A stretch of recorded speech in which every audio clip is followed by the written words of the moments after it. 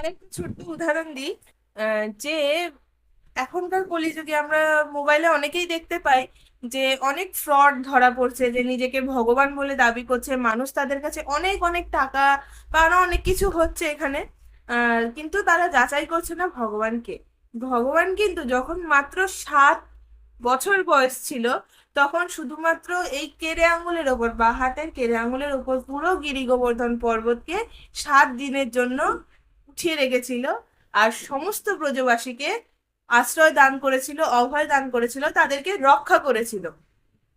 তেমনি এই ছোট্ট লীলাটা থেকে আমাদের কিছু শেখার আছে। সেটা হলো যে আমরাও যদি ভগবানের কথা মেনে ভগবানের কাছে নিজেকে স্যারেন্ডার করি, যে ভগবান তুমি, তোমার চরণে আমাকে ঠাঁই দাও, তুমি ছাড়া আমার আর কেউ কিছু নেই, আমি তোমার সব কথা শুনে, মানে ভগবানের কথা যদি আমরা পালন করি, ভগবানের পাদপদ্মের আশ্রয়ে থাকি, তাহলে ভগবানও ঠিক এরকম ভাবেই কোনো এক অদৃশ্য ছাতা ধরে রাখার মাধ্যমে আমাদের মাথার ওপর তার আশীর্বাদ সব সময় রাখবে, তার কৃপা সব সময় বর্ষণ করবে। এটা যার যার নিজের বিশ্বাস করার ব্যাপার। আজ আমি উপলব্ধি করেছি, তাই আমি মানে বুঝতে পারছি ব্যাপারটা।